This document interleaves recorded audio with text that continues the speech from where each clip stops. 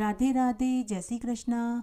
मैं सीमा सिंह बड़ों को चरण स्पर्श, छोटों को प्यार और बराबर वालों को नमस्कार करती हूँ। आज हम ज्येष्ठ मास के महात्म्य का 10वां अध्याय सुनेंगे। अगर आपको यह अध्याय अच्छा लगे तो इसे ज़्यादा से ज़्यादा लाइक करें, अपने दोस्तों रिश्तेदारों में ज़रूर शेयर करें ताकि उन्हें भी ज्येष्ठ मास के महात्म्य को सुनने का संपूर्ण फल प्राप्त हो। और आपसे एक करुण रिक्वेस्ट है कि अगर अभी तक आपने मेरे चैनल को सब्सक्राइब नहीं किया है तो कृपया मेरे चैनल को सब्सक्राइब करें ताकि मेरा आगे आने वाला वीडियो सबसे पहले आपको मिले। धन्यवाद। अब तक हमने 9 अध्याय सुने हैं। अगर आपका कोई भी अध्याय सुनने से छूट गया है तो डिस्क्रिप्शन बॉक्स में मैं उसका लिंक छोड़ दूंगी। आप वहां से अपना छूटा हुआ अध्याय सुनकर पुण्य लाभ कमा सकते हैं। आइए अब हम ज्येष्ठ मास के इस अध्याय में क्या सुनेंगे वो सुनते हैं। ज्येष्ठ मास के 10वें अध्याय में हम दशहरा व्रत का महात्म्य सुनेंगे। उसके बाद ज्येष्ठ मास के स्नान की कहानी सुनेंगे और अंत में देवों के देव महादेव जी की आरती सुनेंगे। क्योंकि ज्येष्ठ मास का महात्म्य सुनने का संपूर्ण फल तभी प्राप्त होगा जब हम देवों के देव महादेव जी की आरती सुनेंगे। आइए सबसे पहले हम ज्येष्ठ मास का 10वां अध्याय सुनते हैं। इस अध्याय में दशहरा व्रत का महात्म्य आएगा। सभी ब्राह्मण स्कंद मुनि से कहने लगे कि हे स्कंद मुनि जी, दशहरा व्रत किसे कहते हैं? इस व्रत का क्या विधान है और इस व्रत को करने का क्या फल मिलता है? यह व्रत ज्येष्ठ मास में ही क्यों आता है? इस व्रत को पहले किसने किया और उन्हें इस व्रत का क्या फल मिला? यह सभी हम आपसे विस्तार से सुनना चाहते हैं। कृपया आप हमें इस संबंध में पूरी जानकारी दीजिए। तब स्कंद मुनि बोले कि हे ब्राह्मणों, जनहित के कल्याण के लिए तुमने बड़ा ही धार्मिक प्रश्न किया है। अब मैं तुम्हें इस संबंध में विस्तार से सुनाता हूँ, तुम ध्यान से सुनो। ज्येष्ठ मास के शुक्ल पक्ष की एकम तिथि से लेकर 10वीं तिथि तक दशाश्वमेध तीर्थ में जाकर स्नान, व्रत, दान, पूजा करने के विधान को दशहरा व्रत कहते हैं। ज्येष्ठ मास में भगवान विष्णु के मंदिर में जाकर दशहरा व्रत को धारण करना चाहिए। ज्येष्ठ मास की शुक्ल पक्ष की एकम तिथि से 10वीं तिथि तक विष्णु दर्शन, स्पर्श, मंजन, अर्यन आदि करने को दर्शी मुनियों ने इसका नाम दशहरा रखा। हे ब्राह्मणों, ज्येष्ठ मास में इस व्रत को करने से मनुष्य के 10 जन्मों के 10 प्रकार के पाप नष्ट हो जाते हैं। इसीलिए इसका नाम दशहरा व्रत पड़ा। ज्येष्ठ मास की शुक्ल पक्ष की 10वीं तिथि को गंगा जी में स्नान, जप, तर्पण, पूजा पाठ करने का अक्षय फल मिलता है। स्कंद मुनि आगे बोले कि ज्येष्ठ मास की शुक्ल पक्ष की 10वीं तिथि बुधवार, हस्त नक्षत्र, गौर कर्ण, आनंद योग, व्यतिपात योग, कन्या राशि के चंद्रमा और वृक्ष राशि के सूर्य उदय होने पर स्नान, दान, पूजन, तर्पण, ब्राह्मण भोजन, गौदान करके मनुष्य अपने 10 जीवन के 10 प्रकार के पापों से मुक्त हो जाता है। वह मनुष्य इस जीवन के समस्त सुखों को भोग कर मरने के बाद विष्णु लोक में चिरकाल तक आनंद सुख पाता है। हे ब्राह्मणों, कायिक, वाचिक, मानसिक ये 3 प्रकार के कर्म होते हैं जिनमें दूसरों का धन चुराना, शास्त्रविद हिंसा करना, पराई स्त्री का भोग करना ये कायिक कर्म हैं। कटु वचन बोलना, दूसरे के हृदय को ठेस पहुंचाना, झूठ बोलना, मंदिरों के दान को खुद के कार्य में उपभोग करना ये वाचिक कर्म कहलाते हैं। दूसरों की बुराई में रुचि लेना, कीर्तन में लड़ाई झगड़ा करना, लोक व परलोक की निंदा करना यह मानसिक कर्म है। स्कंद मुनि आगे बोले कि हे ब्राह्मणों, ज्येष्ठ शुक्ल की 10वीं तिथि के दिन गंगा स्नान करके गंगा मैया की स्तुति, पूजा और दान करना चाहिए और बोलना चाहिए कि हे शांता, हे नारायणी, आपको नमस्कार है। 10 विध पापों को नाश करने वाली हे गंगा मैया, आपको नमस्कार है। फिर 10 देवताओं के नामों की स्तुति करें। यह 10 देवता हैं नारायण, महेश, ब्रह्मा, सूर्य, भागीरथ, हिमवान, स्कंद, गणेश, कार्तिकेय, चंडी, इंद्र आदि। इन सब 10 देवताओं की पूजा करें। फिर 10 फलों से उनको भोग चढ़ावें। फिर सत्तू के 10 पिंड बना कर के जल में छोड़ें। 10 पसर तिल 10 ब्राह्मणों को देकर गंगाए सर्व रूपाय नमः इस मंत्र को बोलकर पूजन करें। फिर गुड़ के 10 पिंड देवें। यथाशक्ति सुवर्ण का मत्स्य, कच्छप, मंडूक, शिशुमार आदि बनाकर, चांदी का या फिर किसी दूसरी धातु या पिसान का बना करके उनका पूजन करके जल में छोड़ दें।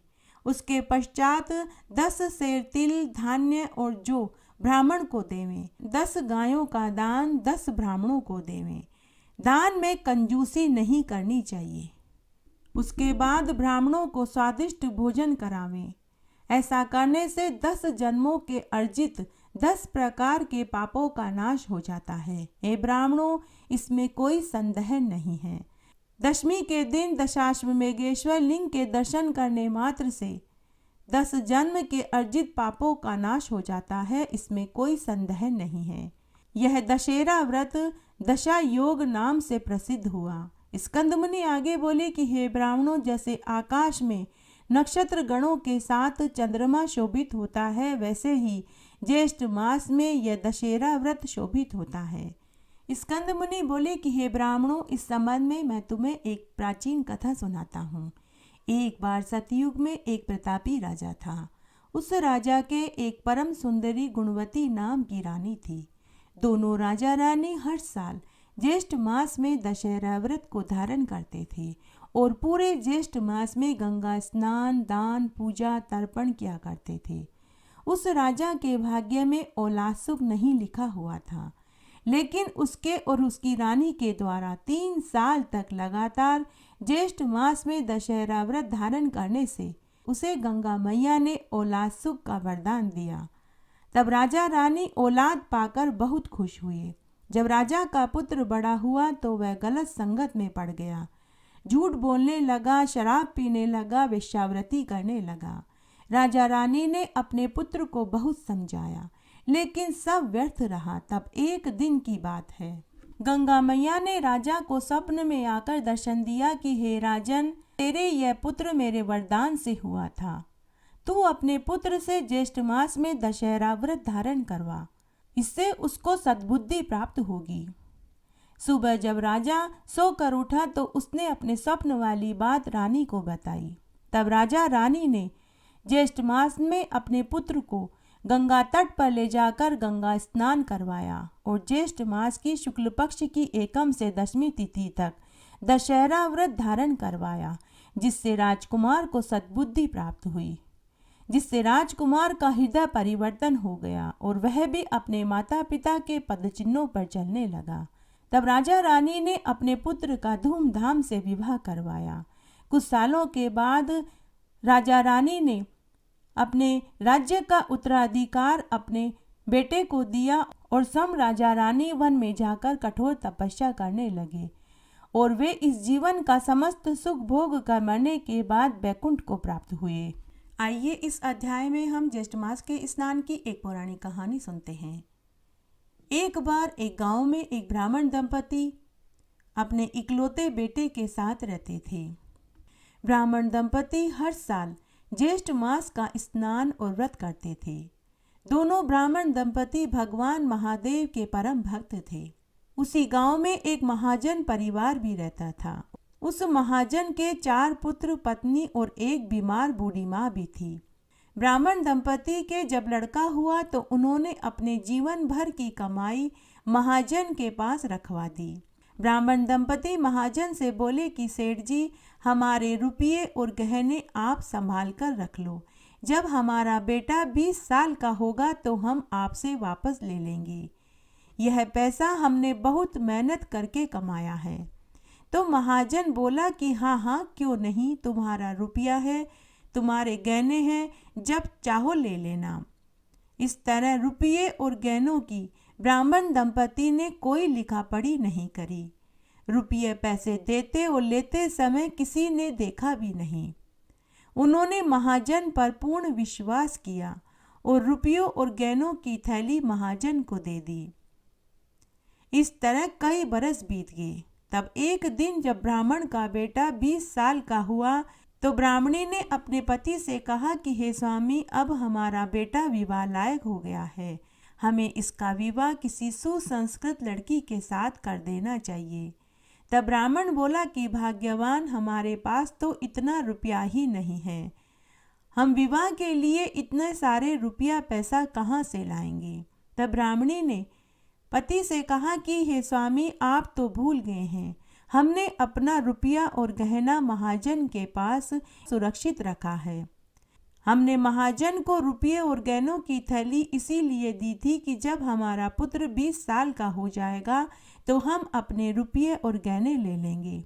अब समय आ गया है कि आप महाजन से हमारा रुपया और गहना ले आओ, हम धूमधाम से अपने पुत्र का विवाह करेंगे। तभी ब्राह्मण को यह बात याद आ गई। ब्राह्मण ने कहा कि भाग्यवान, तुमने सही कहा, मैं तो भूल ही गया था। मैं आज ही महाजन के पास जाकर अपने रुपये और गहनों की थैली लेकर आता हूँ। तब ब्राह्मण महाजन के पास गया।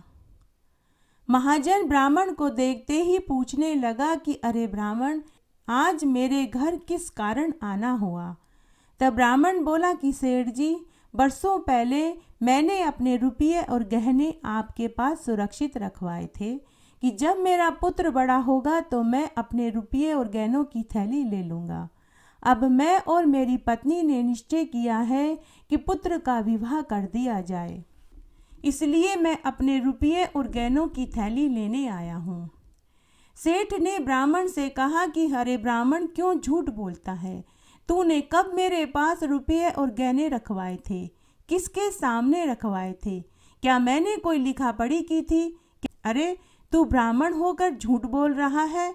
और उस महाजन ने नौकरों से कहकर ब्राह्मण को धक्के मार कर निकलवा दिया।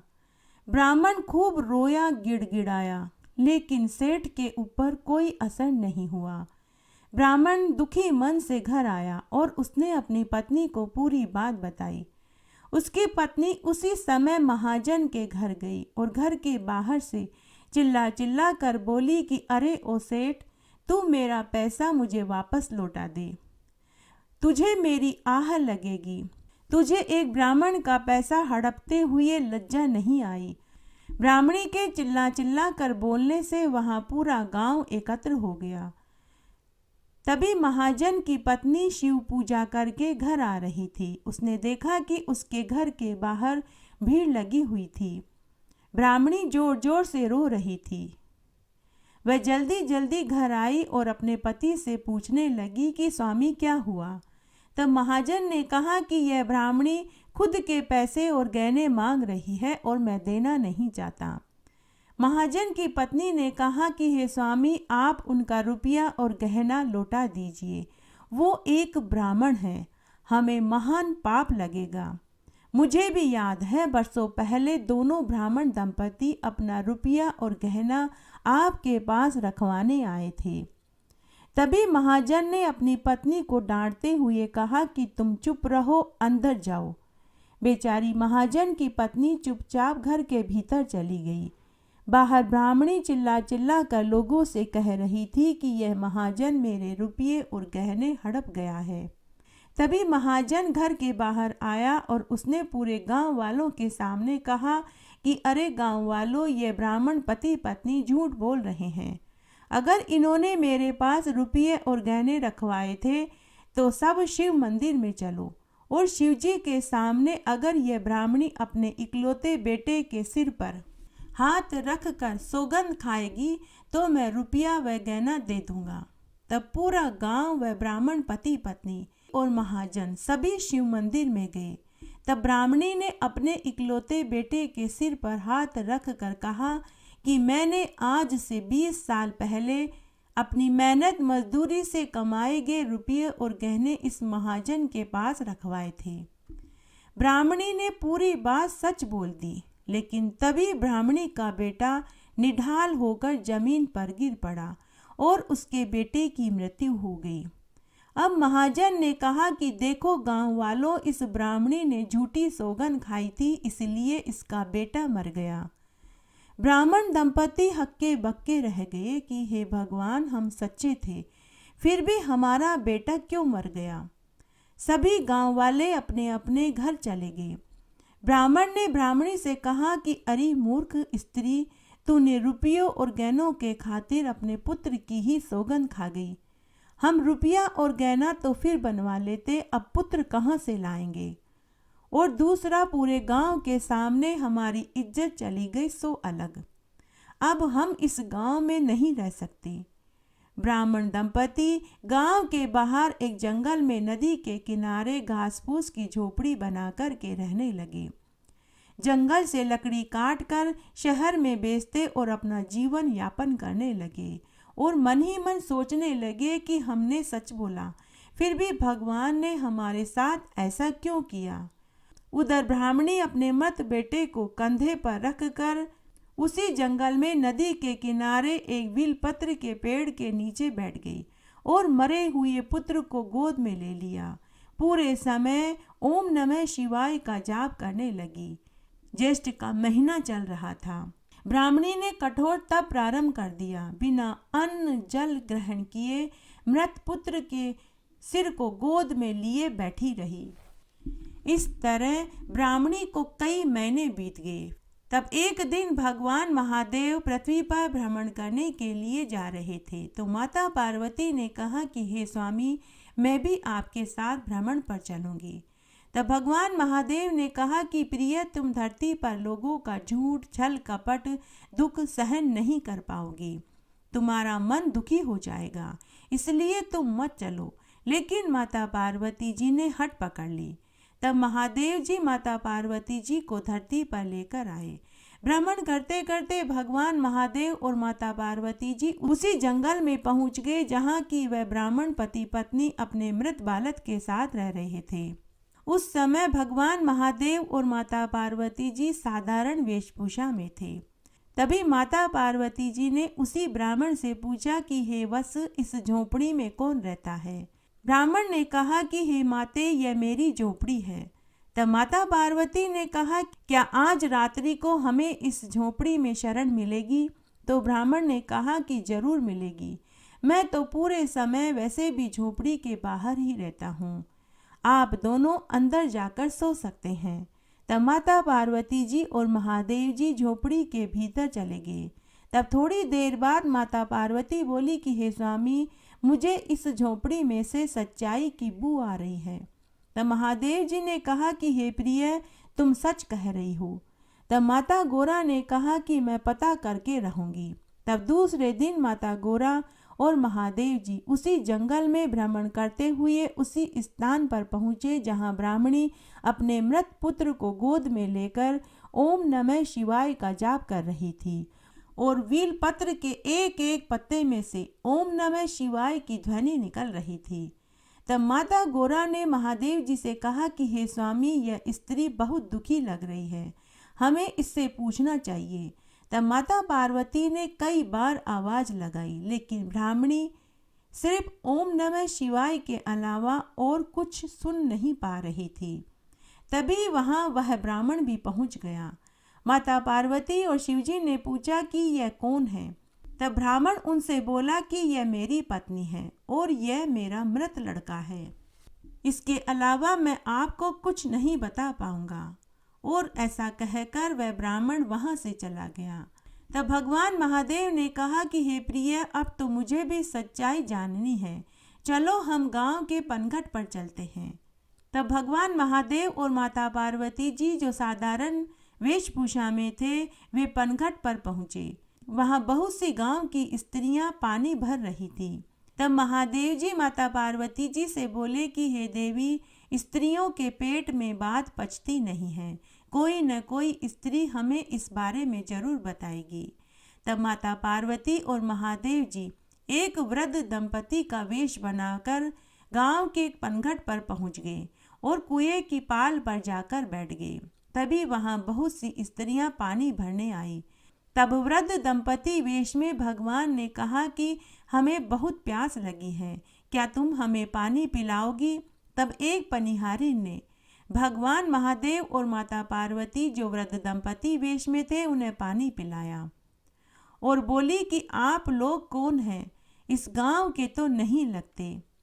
तब वृद्ध दंपति वेश में माता पार्वती और महादेव जी ने उस पनिहारिन से ब्राह्मण दंपति और उनके मृत बालक के बारे में पूछा।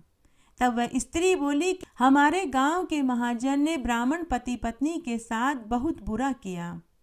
माता गौरी बोली कि हमें पूरी बात बताओ। तब पनिहारिन बोली कि ब्राह्मण दंपति ने अपना रुपया और गहना महाजन के पास सुरक्षित रखा था कि बेटा बड़ा होगा तब ले लेंगे।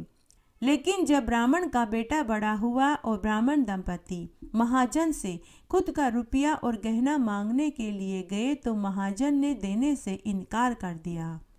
फिर महाजन ने ब्राह्मण दंपति से कहा कि शिव मंदिर में चलकर खुद के बेटे के सिर पर हाथ रख कर सौगंध खाओ। तब ब्राह्मणी ने अपने बेटे के सिर पर हाथ रख कर सौगंध खाई तो ब्राह्मणी का पुत्र मर गया। बेचारे ब्राह्मण परिवार का आज तक पता नहीं चला कि वह कहाँ गया। अब माता गौरा और महादेव जी को पूरी सच्चाई पता चल गई। वो वापस उसी ब्राह्मण की झोपड़ी पर आए और ब्राह्मण से माता गौरा ने कहा कि अरे ब्राह्मण, आज भोजन मैं बनाऊंगी। तब माता गौरा ने भोजन बनाया और 5 थालियों में भोजन परोस दिया। माता गौरा ने ब्राह्मण से कहा कि अरे ब्राह्मण, आओ भोजन कर लो। तब ब्राह्मण बोला कि हे देवी, हम तो 3 जने हैं, आपने 5 थालियों में भोजन क्यों परोसा है? तब माता पार्वती ने कहा कि अरे ब्राह्मण, तुम अपनी पत्नी और बेटे को भी भोजन खाने के लिए आवाज लगाओ। तब ब्राह्मण बोला कि हे देवी, मेरी पत्नी ने 1 वर्ष से अन्न जल नहीं खाया है और मेरे पुत्र को मरे हुए भी 1 वर्ष हो गया है। ऐसा कहकर वह ब्राह्मण करुण रुदन करने लगा। तब भगवान महादेव जो वृद्ध के वेश में थे, उन्होंने कहा कि अरे ब्राह्मण, जैसा देवी कहती है वैसा करो। तब ब्राह्मण ने अपने पुत्र और पत्नी को भोजन खाने के लिए आवाज लगाई। तभी एक चमत्कार हुआ। उसका पुत्र आंखें मलते हुए उठकर खड़ा हो गया और ब्राह्मणी भी एकदम स्वस्थ हो गई। तब ब्राह्मण पति पत्नी उस वृद्ध दंपति के चरणों में गिर पड़े और बोले कि हे महात्मन, आप कोई साधारण मनुष्य नहीं हैं, आज आप हमें दर्शन दीजिए। तब भगवान शिव और माता पार्वती जी ने उन्हें साक्षात दर्शन दिए। तभी वह घास फूस वाली झोपड़ी एक सुंदर मकान में बदल गई और पूरे घर में अन्न धन के भंडार भर गए और वह ब्राह्मण अपनी पत्नी और पुत्र के साथ सुख से उस आलीशान मकान में रहने लगा। भगवान महादेव और माता पार्वती जी भी साधारण वेशभूषा में वहीं रहने लगे। उधर महाजन के 4 पुत्र एक एक करके मर गए। तब महाजन को किसी ने कहा कि उस ब्राह्मणी का मृत पुत्र जीवित हो गया और वे लोग जंगल में एक आलीशान मकान में रह रहे हैं। तभी महाजन अपने नौकरों के साथ उसी जंगल में पहुंचा और घर के बाहर से आवाज लगाने लगा कि अरे दुष्ट ब्राह्मणी, तू डायन है, जादूगरनी है, तू मेरे 4 पुत्रों को खा गई। बता तेरा पुत्र कैसे जीवित हुआ, बाहर निकल, मैं तेरे पूरे परिवार को जीवित नहीं छोड़ूंगा। तभी वहाँ भगवान शिव और माता पार्वती जी जो वृद्ध दंपति वेश में थे, अपने साक्षात रूप में प्रकट हो गए। वह महाजन जिस स्थान पर खड़ा था वहाँ बड़ा भारी गड्ढा हो गया। महाजन खड्डे में गिर गया और मदद के लिए चिल्लाने लगा। तभी वहाँ पूरा गांव और महाजन की पत्नी भी आ गई। तब सबने भगवान महादेव और माता गौरा को देखा तो सभी भगवान के चरणों में गिर पड़े और विनती करने लगे। महाजन की पत्नी अपने पति की गलती के लिए भगवान शिव से माफ़ी मांगने लगी। तब भगवान महादेव ने कहा कि अरे महाजन, तू ब्राह्मण पति पत्नी को उनका रुपया और जेवर दे, साथ ही अपने धन में से आधा धन ब्राह्मण को देगा, तभी मैं तुझे खड्डे में से बाहर निकालूंगा और तभी तेरे पुत्रों को जीवित करूंगा। और साथ ही तू ब्राह्मण से 7 बार नाक रगड़ कर के माफ़ी मांगेगा। अगर तूने ऐसा नहीं किया तो तेरे कर्मों का फल तेरे बच्चों को भी भुगतना पड़ेगा। तब महाजन ने हाथ जोड़कर कहा कि हे भगवान, मुझे माफ़ कर दीजिए। मैं इस ब्राह्मण का ही नहीं बल्कि जिस जिस के पैसे हड़पे हैं, मैं सभी को उनके पैसे लौटा दूंगा। उसके बाद भगवान ने महाजन को खड्डे में से बाहर निकाला और उसके पुत्रों को भी जीवित कर दिया। उसके बाद महाजन ने ब्राह्मण को आदर के साथ उनका रुपया और जेवर की थैली दी और साथ ही अपने धन में से आधा धन भी दिया।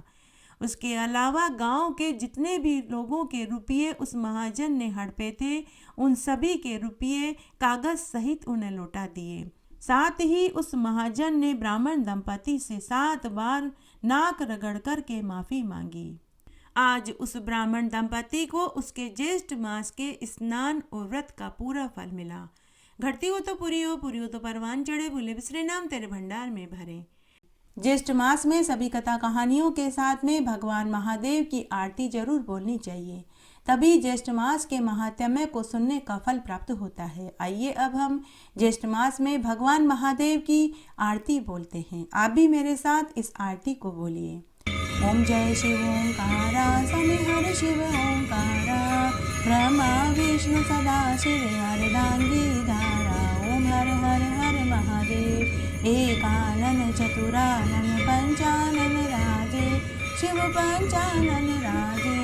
हंसासन गरुड़ासन वृषवाहन साजे। ओम हर हर हर महादेव। 2 भुज 4 चतुर्भुज 10 भुज के सोवे, शिव 10 भुज के सोवे। तीनों रूप निरखता त्रिभुवन जन मोहे। ओम हर हर हर महादेव।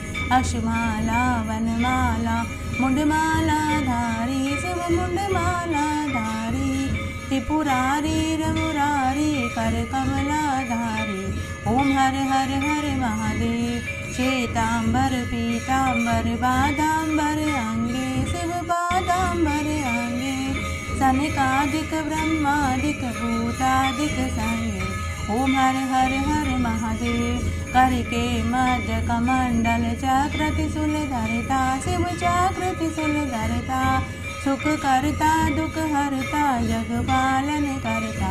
ओम हर हर हर महादेव। 64 योगिनी गावत नृत्य करत भेरू, शिव नृत्य करत भेरू। बाजत ताल मृदंगा अर बाजत डमरू। ओम हर हर हर महादेव। लक्ष्मी वर सावित्री पार्वती संगे, शिव पार्वती संगे। अर्धांगी गायत्री सिर सोहे गंगे। ओम हर हर हर महादेव। काशी में विश्वनाथ विराजे, नंदो ब्रह्मचारी, शिव नंदो ब्रह्मचारी। नितूट दर्शन पाऊं, नितूट भोग लगाऊं, महिमा अति भारी। ओम हर हर हर महादेव। ब्रह्मा विष्णु सदा शिव जानत अविवेका, शिव जानत अविवेका। प्रणवाक्षर के मध्य ये तीनों एका। ओम हर हर हर महादेव। त्रिगुण स्वामी जी की आरती जो कोई जन गावे, शिव जो कोई जन गावे। कहत शिवानंद स्वामी मन वांछित फल पावे। ओम हर हर हर महादेव। ओम जय शिव ओंकारा, बोले हर शिव ओंकारा। बोले पार्वती का प्यारा, बोले ओढ़त नग छाला। बोले बरसत जल धारा, बोले पीवत भंग प्याला। बोले पहनत मुंड माला, बोले भोलेनाथ सदा शिव। काशी विश्वनाथ सदा शिव, पार्वती का प्यारा। ओम हर हर हर महादेव। इस तरह आज हमने ज्येष्ठ मास के महात्म्य का 10वां अध्याय सुना। आशा करती हूँ यह आपको जरूर पसंद आएगा। मेरे साथ बने रहने के लिए आपका धन्यवाद। आगे आने वाली कथा कहानियों के लिए भी आप इसी तरह मेरे साथ बने रहें। धन्यवाद।